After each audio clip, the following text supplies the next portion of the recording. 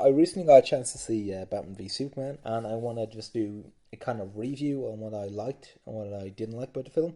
I actually really enjoyed the film. Actually, I didn't think it was amazing, but I think it was way better than what the critics are saying about it. On Rotten Tomatoes, it has a 29% out of 100, and I think the film is so much better than that. I enjoyed it way more than Man of Steel. I kind of went in with kind of a lower kind of expectations for the film because of Man of Steel, but I left the experience enjoying it more than Man of Steel. A lot of people are giving Zack Snyder a hard time about the film, claiming that he's wrong for the part and he's just not a good director. I actually think he's a pretty decent director. He's not an amazing director. I like his work on the remake of Dawn of the Dead. I thought it was one of the better remakes actually that was released. It took a original spin on George A. Romero's original film, and I really enjoyed what I done with Watchmen. I thought that film was visually great. It had wonderful casting, and the action scenes were really well shot.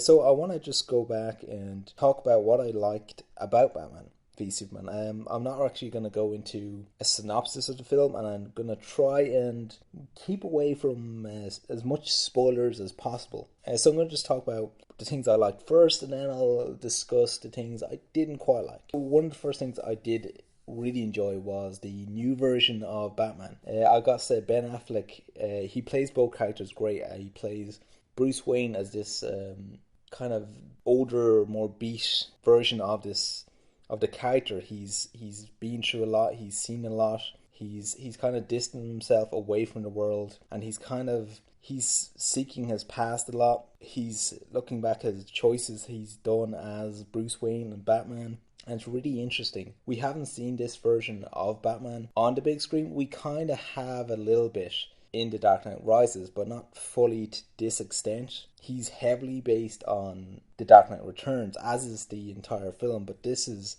a version of Batman we haven't seen, and it's really interesting. He has this history about him. He's fought a good few of his main antagonists.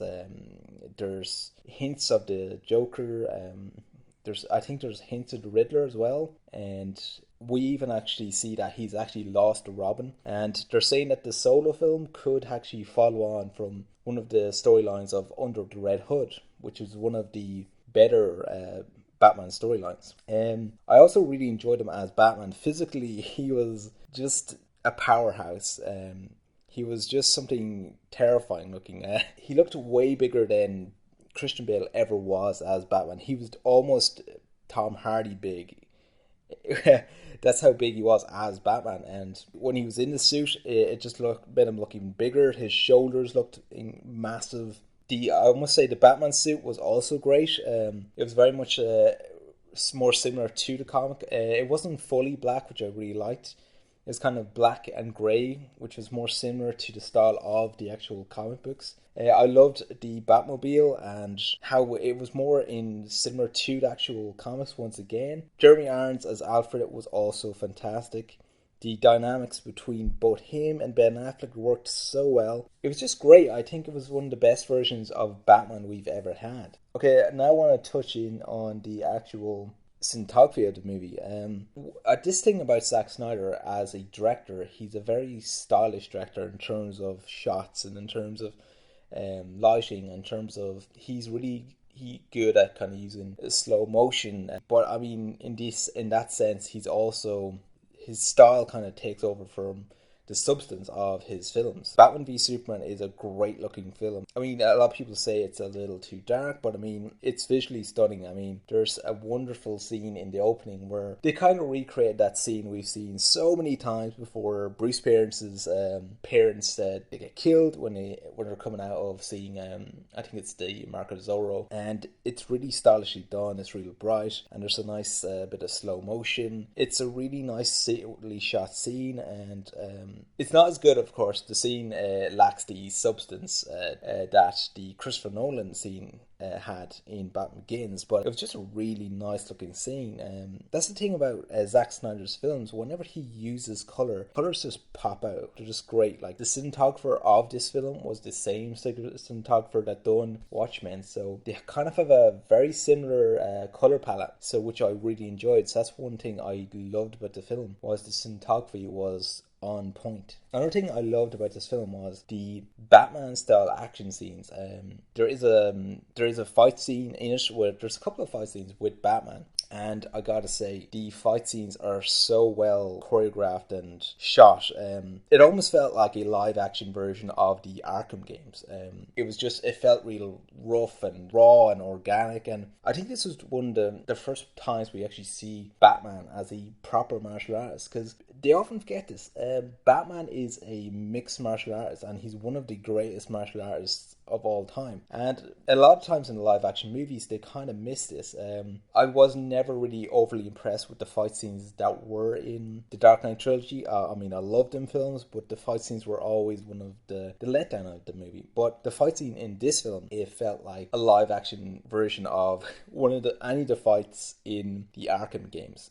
Like Batman's going in and he's taking on a group of guys. It almost felt like someone was doing had a combo streak going, where he's just beating guys left, right, and center. And it was cool because Batman's gadgets were incorporated into the fight, which also felt like the Arkham games. The grapple hook was actually used as well to launch a guy forward, and it was used to launch a crate at another guy, which I found hilarious. There's bones being broken. It was just fantastic. And the best thing about it was all done with really wide shots. It wasn't choppy, it wasn't shaky cam. It was just really well shot, which I do appreciate. Another thing I also really liked about this film is all the recurring cast of Man of Steel actually feel a lot more comfortable in their roles. I feel Amy Adams was better as Lois Lane. I feel Lawrence Fishburne was better. Henry Cavill was also better as Man of Steel. I feel like as soon as they had to get this first film out so that they could actually really become in their element for this film. Another thing I will mention is the music score. I thought that was also incredible. The leitmotifs for Batman, Superman, and Wonder Woman were incredible. Now, of course, we have heard Superman's leitmotif in Man of Steel, but it was so great hearing it again. I'm so glad they didn't change it, because they nailed it in Man of Steel. It's just perfect. Patriotic, it's heroic, it's just all of what represents Superman. Wonder Woman's leitmotif was so good. It just represented her perfectly. It represented her warrior side, her history, her heritage. It was so, you just feel so pumped as soon as you hear it. So I must say the music is perfectly in this film. Okay, now that I've discussed things that I really enjoyed in this film, I want to look at things that I didn't quite enjoy.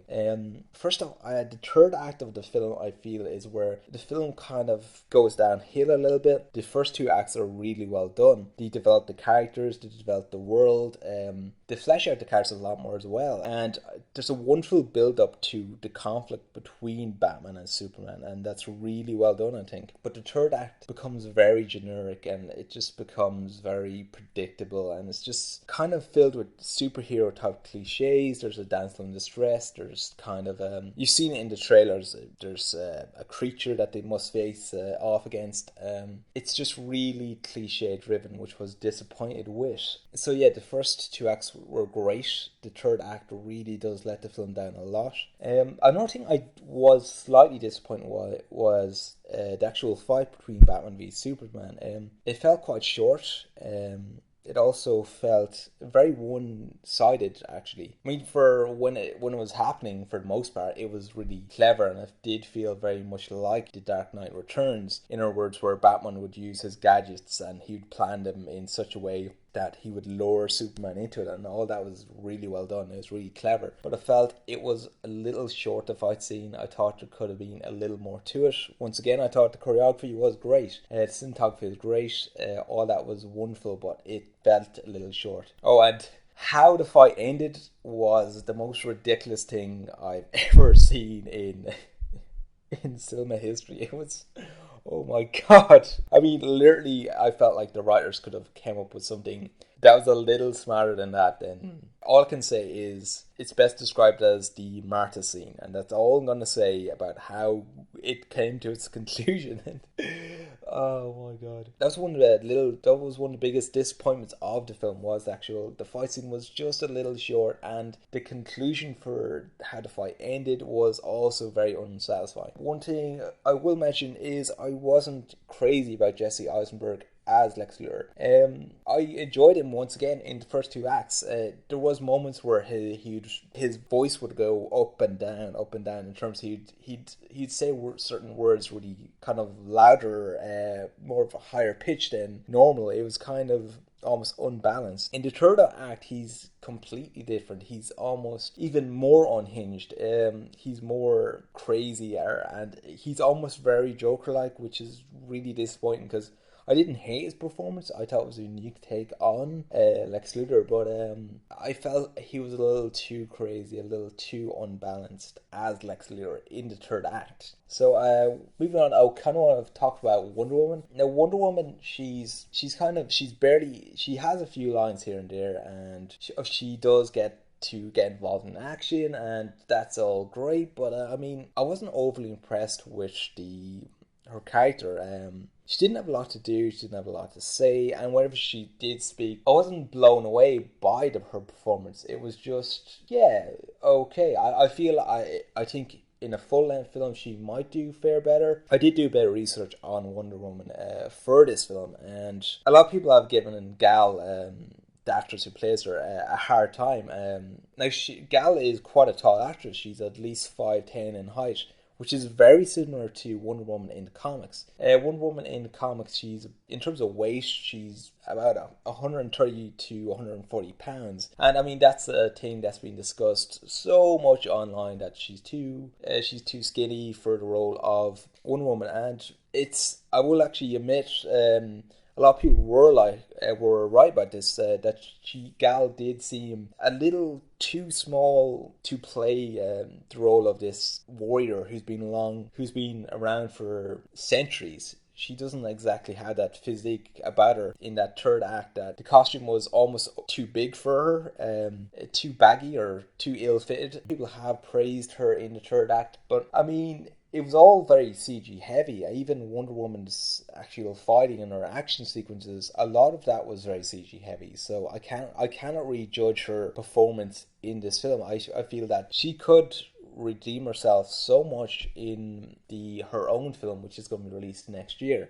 I can't really say much else about Wonder Woman. Another thing I will mention that I disliked about the film, and I feel this is what even Bruce Wayne's character disliked. The thing that actually makes him wake up in the middle of the night in a cold sweat, and it's the flashback in the opening of the film, in which of course the Bruce Wayne's parents died, but I mean, it's a really weird coconut style hairstyle, and that's the one thing that sticks out in that opening, is this weird kid with this weird hairstyle. I'm just like, really, Zach, you're a director known for style and visuals, but you're going to have Bruce Wayne with this weird coconut hairstyle. It was one of the funniest things, and I think it was the source of Bruce Wayne's true nightmares in that film.